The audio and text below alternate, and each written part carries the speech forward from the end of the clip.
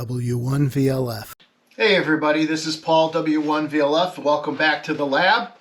And today we're going to talk about two light QSOs that Fred, K1FMS, and myself had across two different shots. One of them was across Bantam Lake, which is just under 2 miles distant, and the other one is 4 miles, and that one's between New Hartford, Johnny Cake Mountain in Burlington, and this open area space. It's a really nice line of sight shot. It's 4 miles, and we're gonna talk about some of the things that we learned during this this excursion. We did them both on the same day. Was a little bit overcast in the morning when we shot the first part with Bantam Lake, and then when we went to New Hartford, it was much brighter, and that's an important point to remember, because sunlight is the cause. There's not a lack of sensitivity in any of the receivers that I think any of us have built, but there is a problem with sunlight. Even though you've done all the right work, filtering and optical filtering and narrow beam width on the lens and all that, the sun is still a huge problem. And you'll see what happens here between the 2 mile and the 4 mile shot. And at first, I mean, I fundamentally knew that this was going to be, has always been a problem, but until I had Fred to have a two-way QSO with actual receivers, I never really realized how bad it was. And in an upcoming video, I have a kind of a fix for this, a way to force reverse bias the LED so the receivers don't go into compression with the sunlight being a problem. And I'll do that in another video. So Fred came over, and I will put a couple of all the pictures up of his transceivers. Now, he does really great work. If you've seen any of the stuff I do, it's pretty much hacked together, and it works. It works, but it's not, it doesn't look like it came off an assembly line.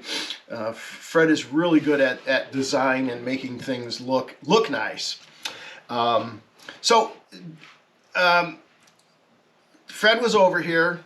We, looked at a couple of paths. We wanted to see what I showed him these two paths. And he said, yeah, that sounds really good. Okay, let's go out and test it. And I said, you know what, Fred? I said, let's test it in my backyard. Let's go out. Let's do a 200-foot path, because I know where several items are in my backyard from previous testing. So Fred's on the phone on one end, I'm on the phone on the other. We spread the transceivers out by about 200 feet, and lo and behold, we make a QSO, right? And I said, Fred, it doesn't seem as strong as it should be for some reason. I said, I don't understand this. So he's looking at me, and he says, he says, hey, you don't have the lens cap off. Oh, crap. I said, what a dumbass. I don't have the lens cap off. Well, as it stands, there's a 60 thousandths pinhole in the center of the lens cap. I'll show you that later on some of the pictures. And I was receiving him through the 60 thousandths pinhole at 200 feet. So it really, the receivers have good sensitivity. It's just we're going to run into this noise blocking system, noise blocking problem as we go along. But we have we have 3 legitimate QSOs. The first one across Bantam Lake, Fred had no front-end filtering. By that I mean no optical filtering, we're operating at 940 nanometers, and that's all we care about. We don't care about all the light that's down below it or above it. And so his detector was open to everything, and we had lots of squealing and lots of noise on that first QSO. But by covering the lenses to have about 5% of the lens open. Let's see, I don't have a lens here, but I'll let Fred talk about this more in a video if he wants to. But by covering those lenses and leaving only 5% open, we were able to stop the sun from, saturating the receiver because he had no RF filtering, no optical filtering, and make the QSO. And I somehow blundered and forgot.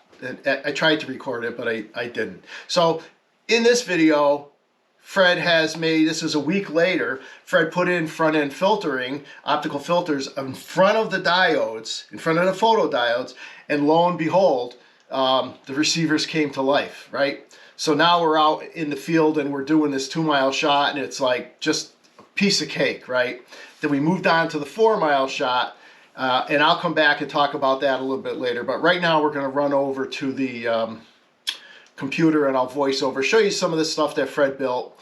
Now I want to say one thing. I have optical filtering in front of, in fact, double optical filtering in front of my receivers. I have several receivers here.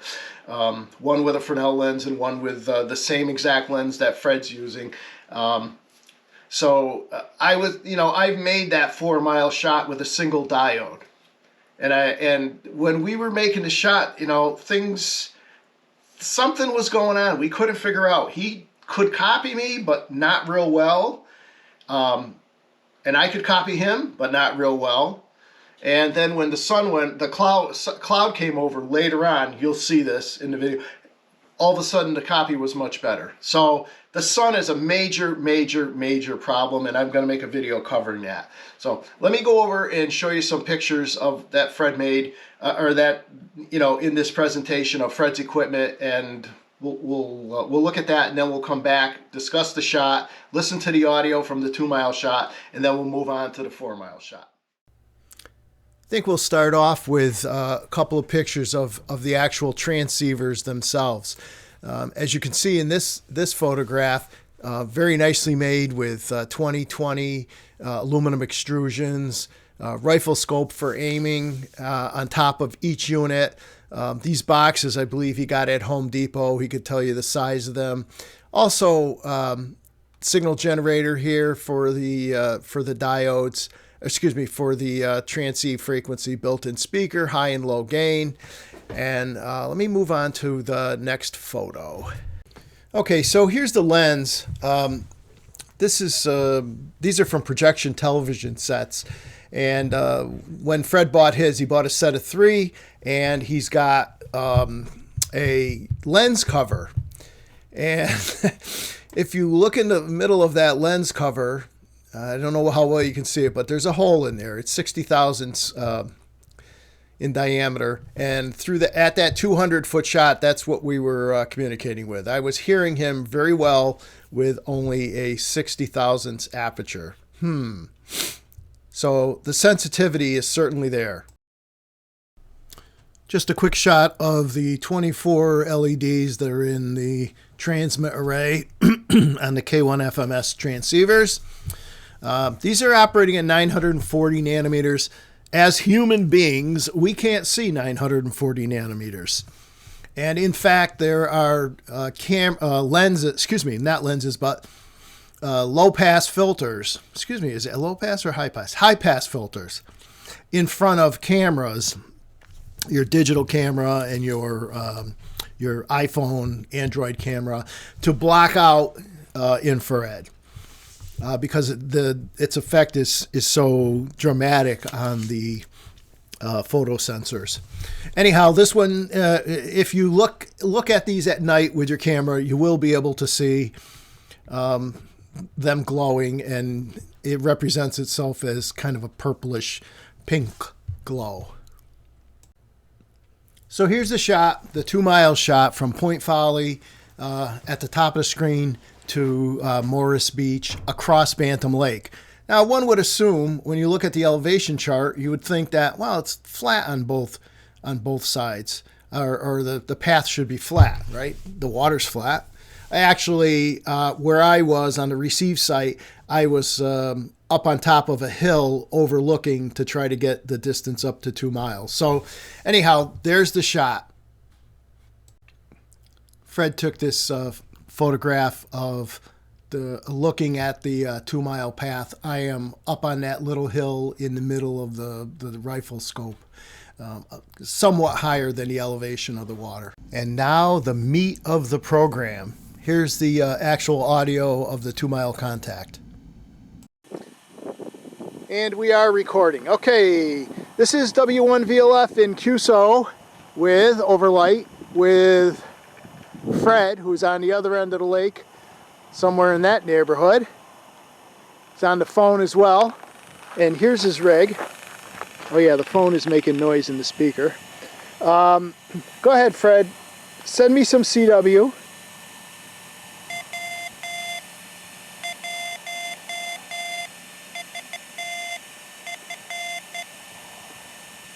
Nice.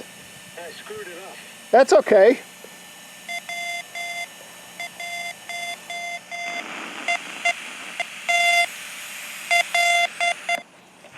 I turned the gain, changed the gain.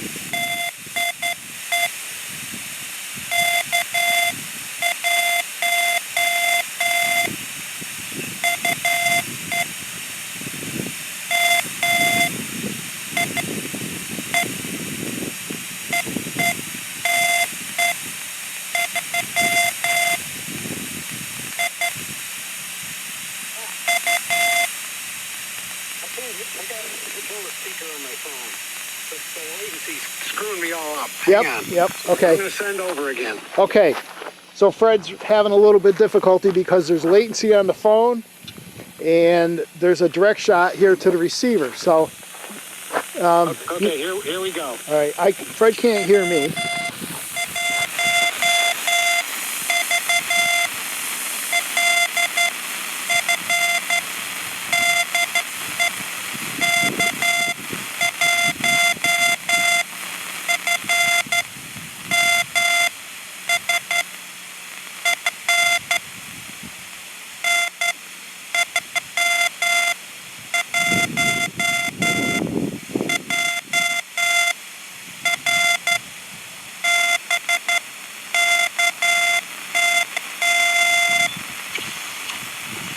Over.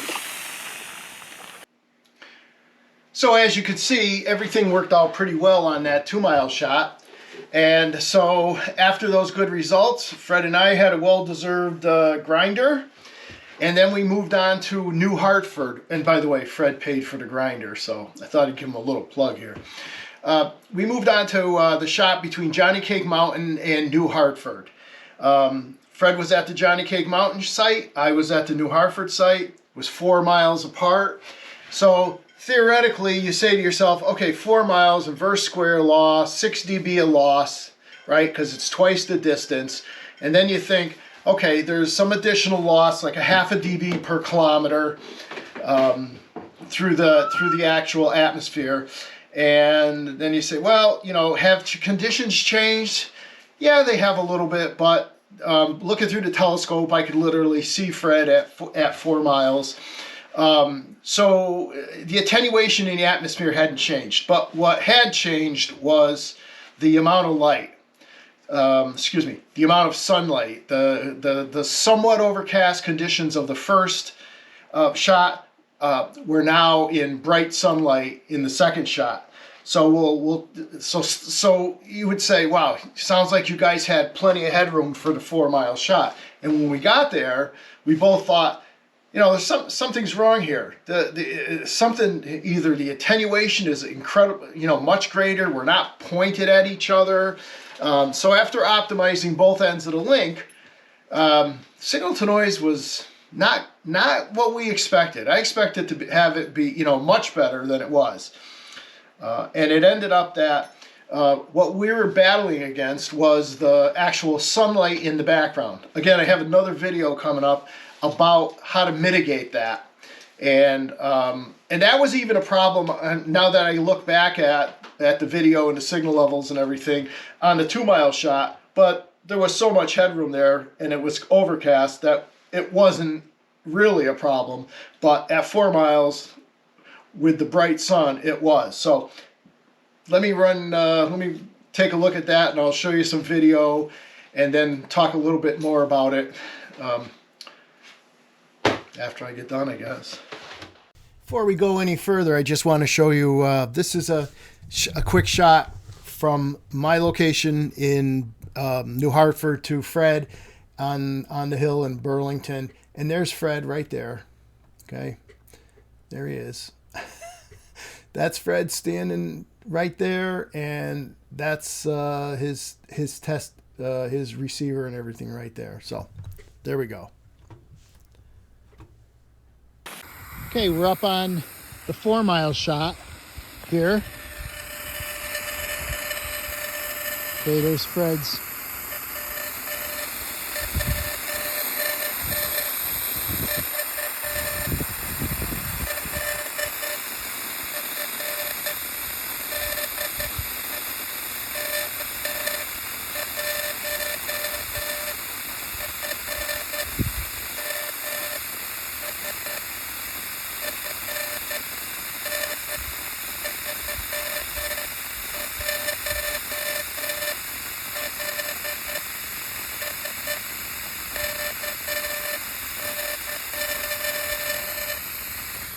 Okay, that was Fred at a distance of 4 miles during the midday here, and not what we expected. So we have to do a little more thinking about what this path is like here and why things look so good from an optical perspective, from a visual perspective. Fred is out by those houses directly above the blue trailer, and they're much more clear than they were the other day when I did this path. So I'm not sure what's going on. And my signal here on the laptop for my single LED, which is running, is much weaker than it was the other day. I mean, it's still there.